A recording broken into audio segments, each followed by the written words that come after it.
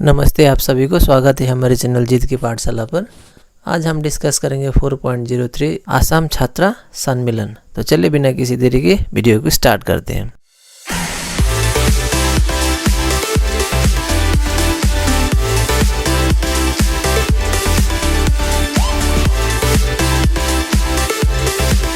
The growth of national awareness also inspired the formation of the Assam Chhatra Sammelan, and its first session was held on 25th December 1916 at Guwahati under the presidency of Lakshminath Bezbarua।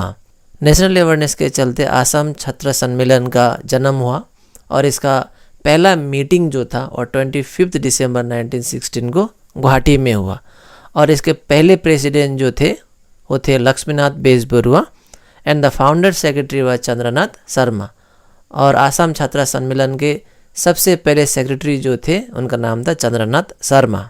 The chief objective of the Sammelan was to enrich the mother tongue by contributing towards its development and preservation.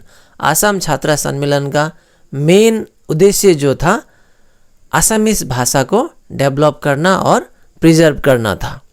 The छात्रा सम्मेलन also attempted at exchanging views amongst all the students of schools and colleges of Assam। और आसाम छात्र सम्मेलन क्या करता था, आसाम के जितने भी स्कूल और कॉलेजेस थे उनमें पढ़ने वाले जितने भी स्टूडेंट्स थे उनका जो व्यूज़ था एक दूसरे के साथ एक्सचेंज किया करता था। प्रोग्राम के जरिए प्रोग्राम ऑर्गेनाइज करके अपना अपना जो व्यूज़ था आसामीज लैंग्वेज को डेवलप करना और प्रिजर्व करने के ऊपर में अपना जो व्यूज़ था स्टूडेंट का वो एक दूसरे के साथ साझा करते थे। At its inception the Sammelan kept politics away from its purview, yet many of its leaders supported participation of students in national politics।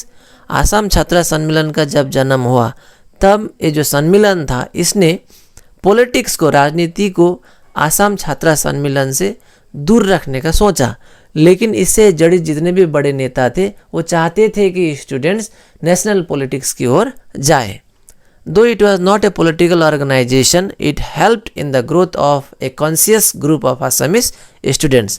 भले ही आसाम छात्रा सम्मेलन एक पॉलिटिकल ऑर्गेनाइजेशन नहीं था, लेकिन इसके जरिए आसामी स्टूडेंट में एक देश के प्रति सोचने का और एक देश के प्रति कॉन्शियस होने का आइडिया जो था दिया। Eminent personalities from different fields like education, politics and literature used to participate in the annual session of the सम्मेलन।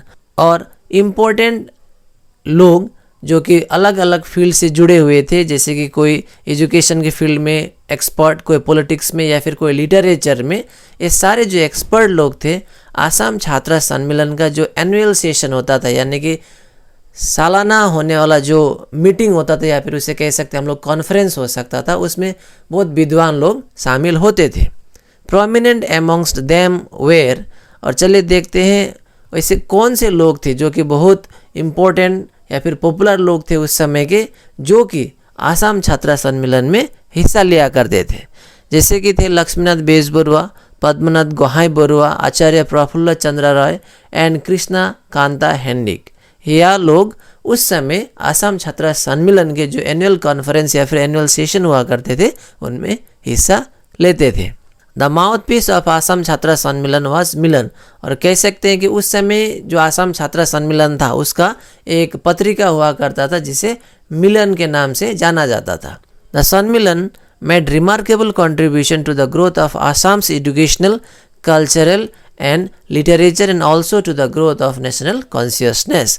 और आसाम छात्रा सम्मेलन ने एक महत्वपूर्ण भूमिका निभाई आसाम का जो एजुकेशनल कंडीशन था या फिर आसाम का जो कल्चर था और आसाम का जो लिटरेचर था उसको आगे बढ़ाने में आसाम छात्रा सम्मेलन ने एक मुख्य भूमिका निभाई। साथ ही आसाम छात्रा सम्मेलन के चलते आसामीज लोगों में नेशनल कॉन्शियसनेस या फिर नेशनल अवेयरनेस भी देखने को मिला। तो इसी के साथ आसाम छात्रा सम्मेलन जो टॉपिक था यहाँ पे समाप्त होता है। मैं आशा करता हूँ आपने कुछ समझा होगा। Thank you very much for watching Jeet की पाठशाला।